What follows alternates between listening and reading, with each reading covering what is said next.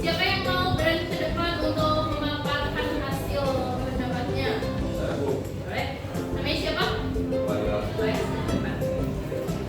Menurut saya, menggunakan Canva AI itu cukup menyenangkan dan membantu banget. Apalagi buat mendesain poster, brosur, atau materi presentasi. Kelebihannya, kita bisa bikin desain yang terlihat profesional dengan cepat, bahkan tanpa harus punya keahlian desain yang rumit. Selain itu, fitur-fitur AI-nya seperti Vegas, desain, dan teks bikin pekerjaan lebih praktis dan hasilnya lumayan menarik.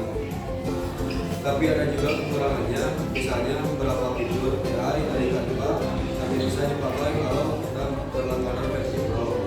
Kadang hasil desain otomatisnya juga kurang sesuai dengan yang kita bayangkan. Jadi perlu revisi personal. Dari pengalaman saya sendiri, Canva AI sangat membantu saat harus membuat poster untuk tugas sekolah.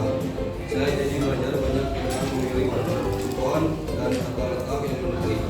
Walaupun belum banyak sempurna, menurut saya Canva AI bisa jadi alat bantu kreatif yang bikin proses menjadi lebih mudah dan cepat.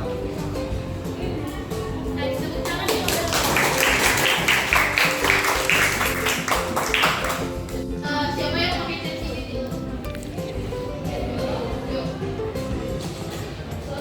Siapa yang berani ke depan buat memaparkan? Menurut saya, ChatGPT itu sangat membantu banget. Kalau kita mau mencari informasi dengan cepat, tinggal ketik pertanyaan, jawabannya langsung muncul dan biasanya sudah dijelaskan dengan bahasa yang gampang dipahami.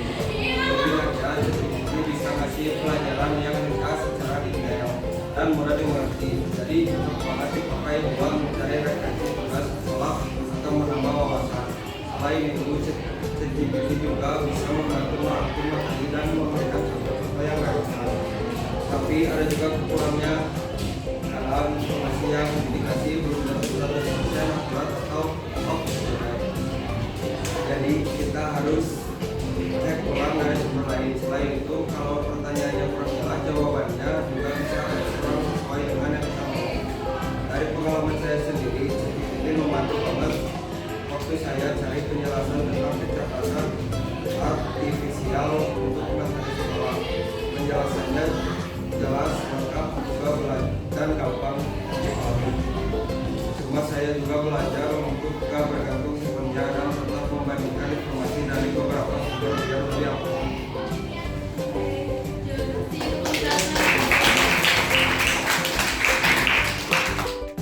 Nah, dari kedua teman kalian yang tadi berani ke depan buat memaparkan pendapatnya, di sini kita dapat simpulkan bahwa AI hanyalah alat, tetap kreativitas manusia yang membuat semuanya jadi bermakna. Jadi jangan khawatir, semuanya AI akan mengalahkan manusia, tapi justru manusia harus bisa mengikuti zaman teknologi dan harus bisa menguasai. Itu ya teman-teman. Terima kasih untuk pertemuan hari ini.